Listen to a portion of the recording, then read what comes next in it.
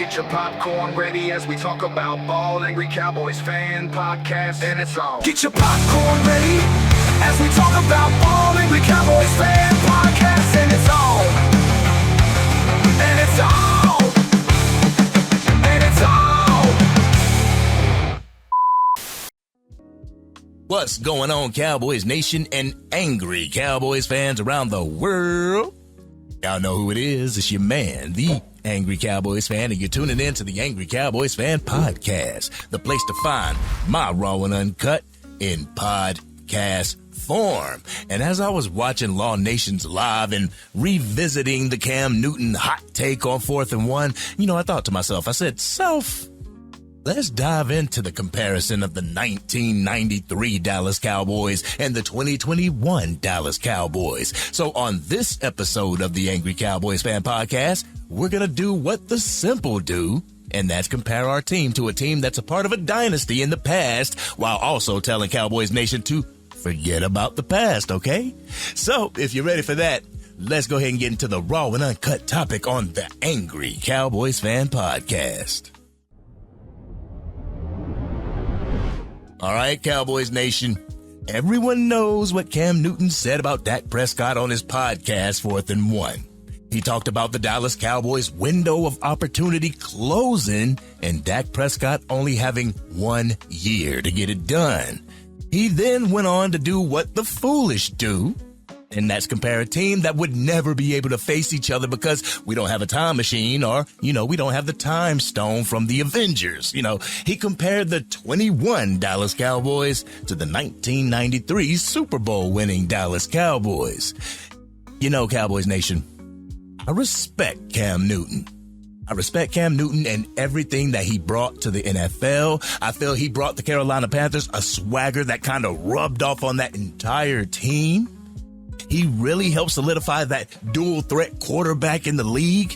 With that being said, he should know damn well that you can't compare any team from the past to a team in today's NFL. First and foremost, Cowboys Nation, I want to stress to y'all how I feel about this situation.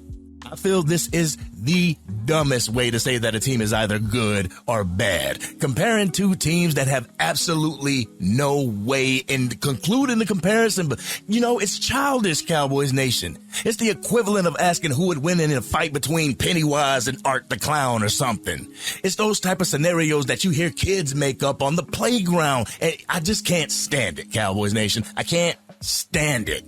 I feel it's a waste of time, just like those GOAT conversations are a waste of time. There's absolutely no way in figuring it out. There's no way of getting a definitive answer unless you play 2K to find out who the GOAT is. For this purpose of the video, I'm going to humor Cam Newton and just compare the two teams, the 93 Cowboys and the 21 Cowboys, all right?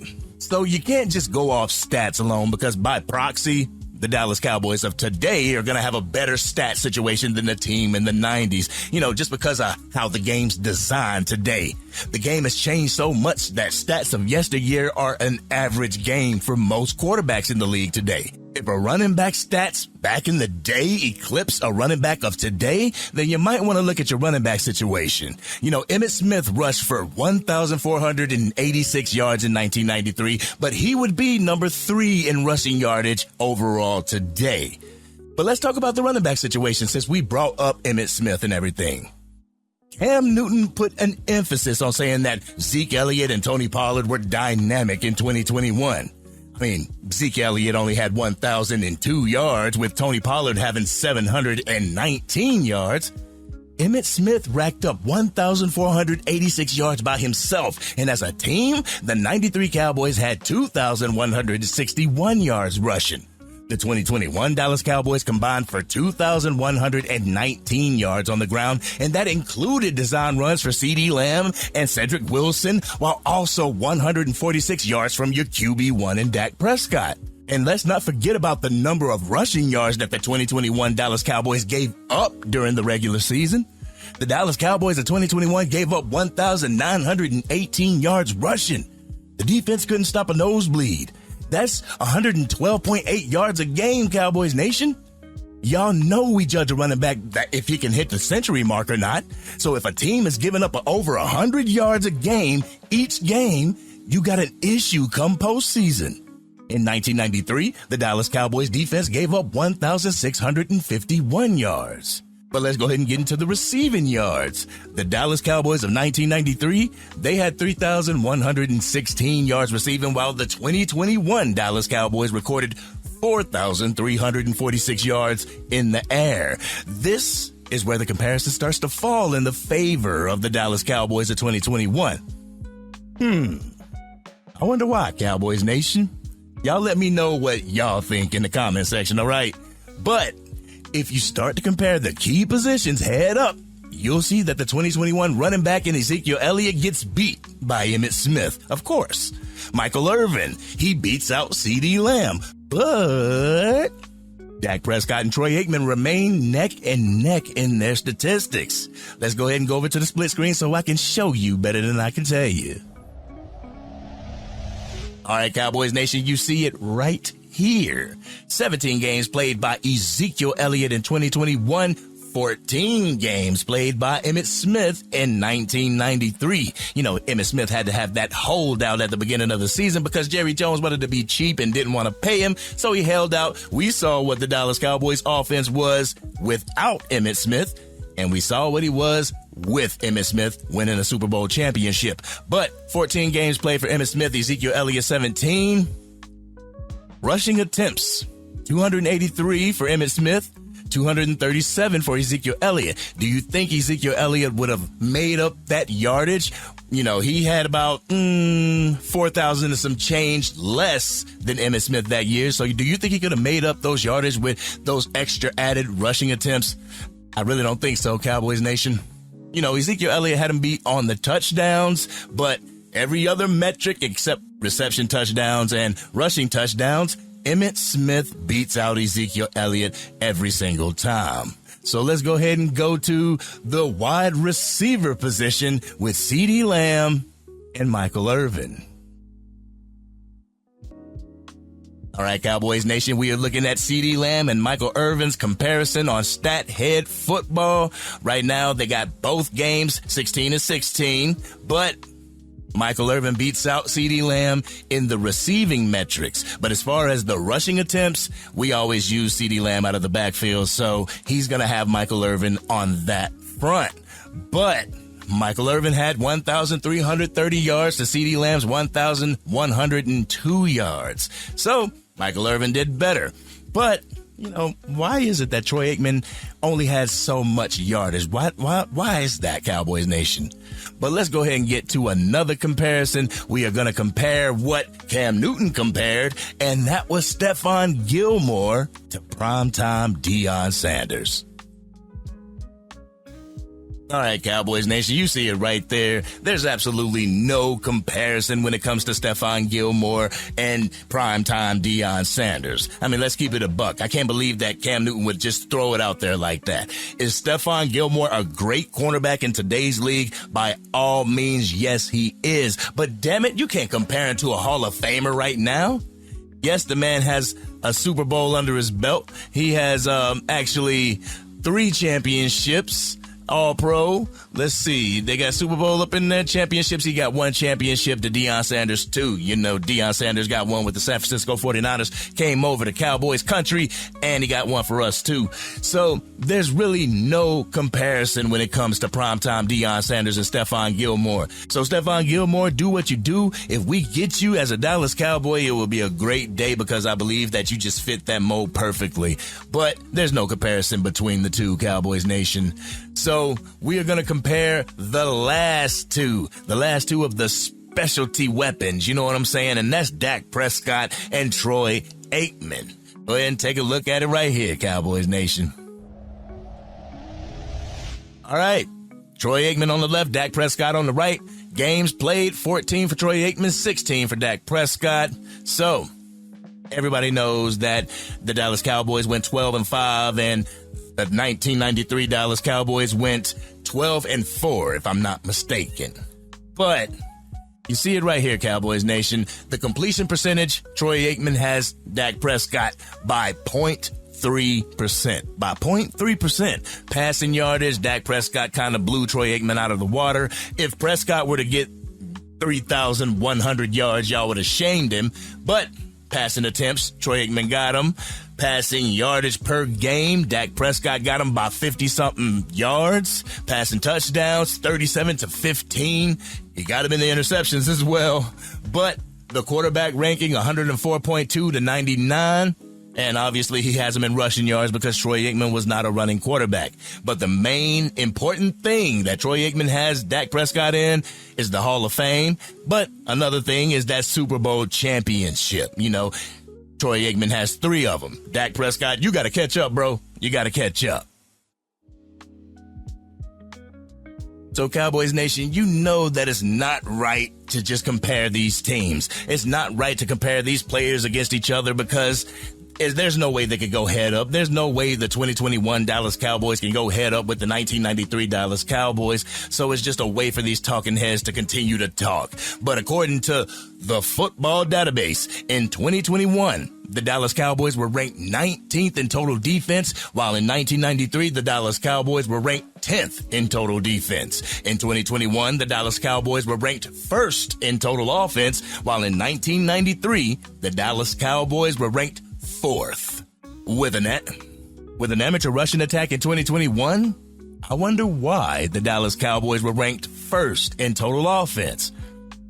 I wonder. You know, Cowboys Nation, you know something that Cam Newton didn't compare? He didn't compare the coaching staffs between 1993 and 2021. He damn sure didn't compare the 1993 Jerry Jones to the 2021 Jerry Jones, because if he would have seen a much more conservative Jerry in 21 opposed to 1993. These things matter, Cowboys Nation.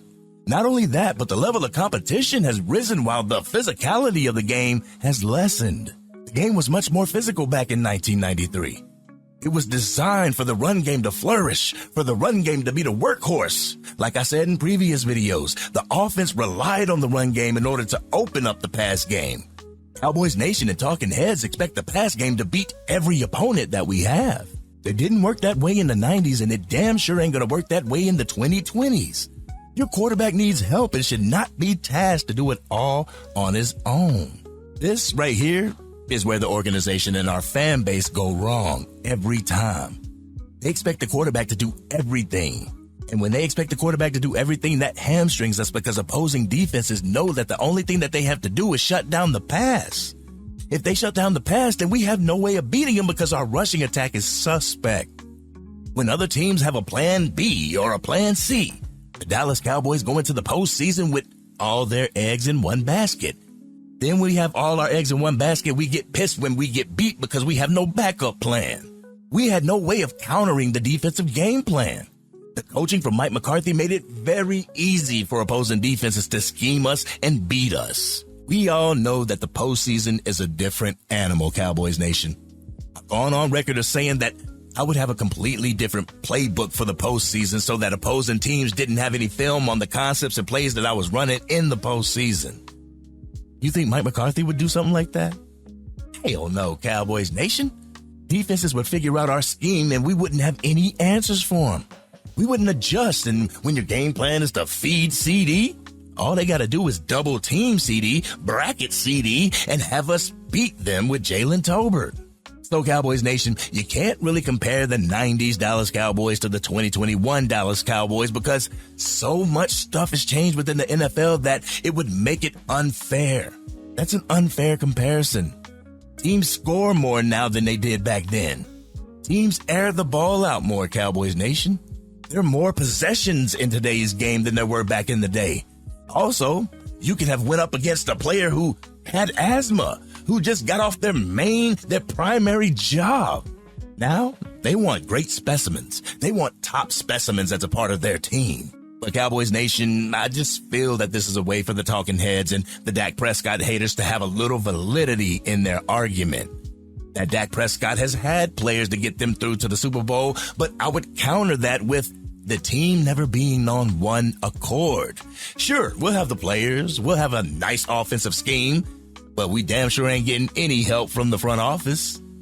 We would have help from the front office while having the right players in the right positions, but an archaic offensive scheme and no way to stop the run. Since 1995, we haven't had a team that clicked on all cylinders. We haven't had a team that clicked in every aspect of the organization like we did back then. But until we get that, it's going to be even more early exits from the postseason, Cowboys Nation. This team has to get on one accord, and here Cowboys Nation sits divided. But I get it. These talking heads are trying to fill their plate with anything football related, but this one is getting redundant, Cowboys Nation. The GOAT conversation is getting redundant. Like I give a shit about who's better, LeBron James or Michael Jordan. Comparing these two teams is one of those clickbait attention-getting videos that hold no merit to the real situation that the Dallas Cowboys face getting back to the Super Bowl. Sure, Dak Prescott, he's had better players on the team, but so has every other team. But why is it only a select few that get to the big game? Why is it only a select few that win the big game?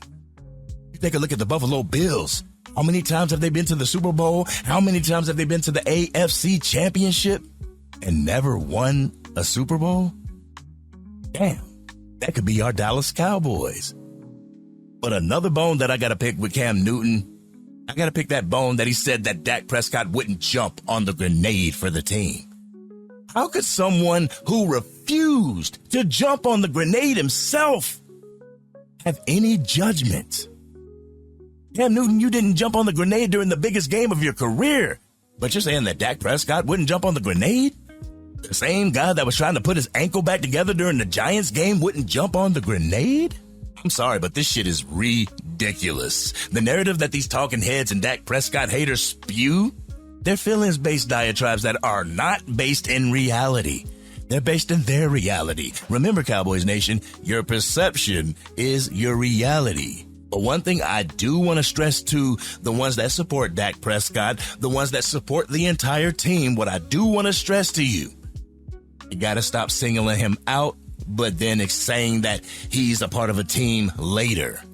When you say that Dak Prescott has this record against NFC East teams, that gives the other side of the coin the right to say, well, Dak's only 2-5 in the playoffs. You can't have it both ways, Cowboys Nation. You can't say that Dak Prescott destroys the teams in the NFC East while saying that it's a team sport. Those two statements kind of contradict each other. You know what I'm saying?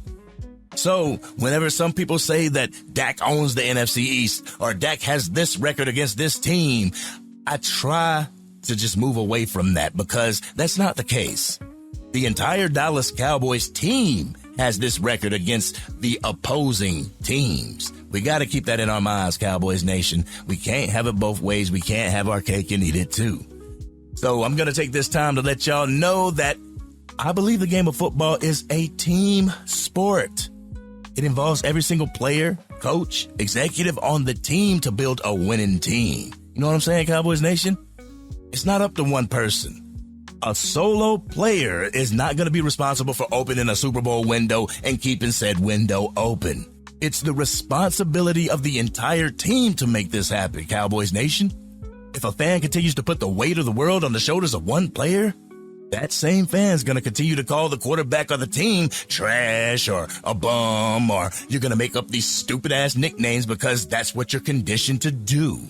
The 3 and 4 letter networks do it, so you should do it too, I'm guessing. But Cowboys Nation, I've ranted about this topic enough. I truly want y'all to know what I think about it, but I really want to know, how do you feel? Do you feel that the comparisons of two teams or players that have absolutely no way in playing is the right way to assess a current team or a current player? Y'all know how we do it. We always talk about it in the comment section. But Cowboys Nation, man, let's go ahead and switch gears real quick. Let's go ahead and switch gears to somebody that might be cut from the team, but I'm kind of rooting for. You know what I'm saying? I've been rooting for ever since the man got drafted, and I'm going to continue to root for him because I love the underdog story. But I'm really pulling for Deuce Vaughn, man. I'm pulling for Deuce Vaughn to make the team and have an impact on this offense. since his draft, and since he was drafted in 2023, he really hasn't had that chance. He really hasn't had that push. And honestly, I don't believe that Mike McCarthy even knew how to use him. He didn't know how to scheme him into the system. Now that we have Connor Riley as the offensive line coach, I believe he's going to help Deuce Vaughn be more of an impact to this offense. We can come up with him and Clayton Adams, come up with a blocking scheme that's able to get Deuce Vaughn out on the outsides. I believe he is going to be a threat that they don't see coming, Cowboys Nation. The offensive line will be able to open holes to help Deuce Vaughn as well as the entire rushing attack. I believe with these dogs that we have on the front line, we got Tyler Booker at right guard. I believe he is going to continue that aggressiveness from the right guard position that Zach Martin left behind. I feel that hole that Zach Martin left has been filled very nicely when it comes to Tyler Booker. We also got Cooper Beebe at the center position. I believe he continues to move men. And on the left side, we got Tyler Smith. I believe he's going to continue to move men. That interior offensive line is going to be dogs. So I figure that Deuce Vaughn will be able to bounce it to the outside. We know on the right side, we have Terrence Steele, and Terrence Steele is a great run blocker as far as I'm concerned. So we'll be able to use that. The whole West Coast style of offense that Brian Schottenheimer is going to bring to this team, I believe Deuce Vaughn will be able to flourish in. But he just can't be ran up the gut, Cowboys Nation. We can't use him like that, and I know that Brian Schottenheimer has a plan in sight, and I just can't wait till it comes to fruition. But he could be a monster. He could be a monster catching passes out of the backfield. With Jadon Blue and Deuce Vaughn in 22 personnel, they'd be able to marry the pass with the run by motioning Vaughn or Jadon Blue out to a receiver. Defenses who are stacking the box, thinking that there's going to be a run because you got two running backs in the backfield, then you motion Deuce Vaughn out to the slot? Man, what they going to do? They're going to have a linebacker matched up against Deuce Vaughn. I believe the Dallas Cowboys can take advantage of this, Cowboys Nation. I truly do. And with the offensive mind of Brian Schottenheimer, I believe that he's going to bring this to fruition. I truly do, Cowboys Nation. I think this year is going to be something different. But I really wanted to touch base on this whole Cam Newton thing again, Cowboys Nation. I feel like I left a lot of meat on the bone from doing that video. I really didn't want to make too much of a huge video so that it was like, all right, Angry, let's go. I just wanted to get my initial feelings out there. But this video is going in depth on the comparison because I believe the comparison is just a waste of time. I believe the comparison is just a way for the Dak detractors to be like, he ain't as good as this person. He ain't as good as that person. But the thing is, Dak Prescott, he could be compared to, people like Jordan Love or, people like Trevor Lawrence and Baker Mayfield. He could be compared to that tier, but everybody out there is comparing him to the elite of the elites. They're comparing him to the Hall of Famers. There's a reason why they do that. Because if you were looking at him as just a 4th round pick, he has exceeded his station. You know that. I know that. Has he gotten a Super Bowl? Has he led the Dallas Cowboys to a Super Bowl championship? No, he hasn't. But I believe that he has been a part of the reason as to why we've gotten as far as we've gotten. Now, if the Dallas Cowboys could go into the postseason and rely on a different way of winning a game other than Dak Prescott's arm, because the defenses are going to be scheming to take that out of the game, then I believe the Dallas Cowboys would be set. Let's keep it a buck. Everybody talks about Ezekiel Elliott, but everybody also knows that when Ezekiel Elliott signed his contract, his production continued to slip from there. I believe he signed his contract in 2020, if I'm not mistaken. So 2021 was on his descent. So Cowboys Nation, let's stop comparing our Dallas Cowboys to other teams. Let's stop comparing our Dallas Cowboys to other teams within the organization's history. Let's work as if today's the first day of the rest of our lives. Because real talk, this is the 2025 season. There's nothing that the 93 season, there's nothing that the 2016 season is gonna tell us. Sure, We can work from stuff from the 2024 season, be able to game plan from things of the 2024 season. But do you really think that the Philadelphia Eagles offense is going to be the same as when it was under Kellen Moore? No, they have a new offensive coordinator, so things are going to be different. You know, the Detroit Lions have a new offensive coordinator, so things are going to be different. The New York Jets have a different head coach, so things are going to be different. The Dallas Cowboys and so on and so forth. The Las Vegas Raiders, so things are going to be different. We can talk about the past all we want to, but we have to start preparing ourselves for the future. And honestly, Cowboys Nation, I am a fond example of that right now. All right, Cowboys Nation, I know that I've spoken about this before, but I just want to speak about it again because I believe it was a masterful chess move by Jerry Jones. I can't emphasize that enough. But this George Pickens acquisition is going to open up a lot for this Dallas Cowboys offense. It truly is. It might be that move that will be able to mask some of the inefficiencies when it comes to stopping the run. Because I believe with this past game, with George Pickens out there with CeeDee Lamb, it's going to open up our run game. They're not going to be able to just sit there in single high coverage while stacking the box. They're not going to be able to do that, even though Dak Prescott loves that. They're not going to be able to do that. They're going to have to take account of these wide receivers that you have there. Also taking into account the people we have in the backfield. I mean, Miles Sanders really wasn't anything with the Carolina Panthers, but he's 2 years removed from being with the Philadelphia Eagles that he could make an impact for our Dallas Cowboys. I can see it happening.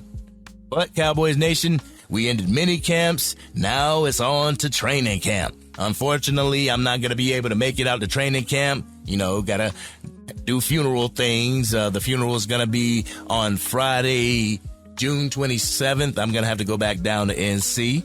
And also, everybody that's rocking with the Angry Cowboys Fan YouTube channel, y'all know my brand name is Angry Media. But Cowboys Nation, I'm going to change that. I'm going to change that in honor of Rick. And the new is going to be, my new branding is going to be Super Sharp Entertainment. And it's going to have my brother Rick on the logo. Yes, I'm going to be the Angry Cowboys Fan. It's still going to be the Angry Cowboys Fan YouTube channel and whatnot. Going to have that. But under the umbrella of Super Sharp, we're going to have some more things coming. You know what I'm saying? Going to have some more things as far as like movie reviews, other things that we're going to talk about. You know what I'm saying? Might have a different podcast that just talks about different things. I'm still contemplating the Angry NFC East. We're still going to do Splatter Talk Cinema, but I just wanted to keep y'all informed that if you see the conversion from Angry Media to Super Sharp Entertainment, I don't know, that just has a ring to it, Super Sharp. But if you see that, just know that it's your man, the Angry Cowboys Fan. But this has been your man, the Angry Cowboys Fan. Cowboys Nation, what do you feel about what I had to say when it comes to Cam Newton? I know I made that video and everything, but I felt like I left more meat on the bone that I would just share with you guys. You know what I'm saying? No diddy. But what do you feel? Because honestly, it's your world and I want you to get your feelings out, and you know how we do it. We always talk about it in the comment section. If you're digging this channel and you want to get with like-minded individuals to root on our Dallas Cowboys for the 2025, 2026, and 2027 and beyond, drop a like on this video and please consider sharing it with anybody that you know is a Dallas Cowboys fan. If you are DC for life and just feel that the comparison between the two teams is just a cheap way to get a click, it's a cheap way to sow more division within Cowboys Nation, hit that subscribe button. Hit the bell to be notified whenever I go live, release a video, podcast episode, film breakdown, or Madden 25 or College Football 25 gameplay. Cowboys Nation, comparison is the thief to joy. Every time we're comparing something in life, we're looking at what we don't have. We're looking at what we don't have and could have. Let's look at what we do have. Let's look at bettering what we have so that we can get to the places that we want to be. This isn't just about football. It's about life as well. But this has been your man, the Angry Cowboys fan. Love you, Rick. And I'm out.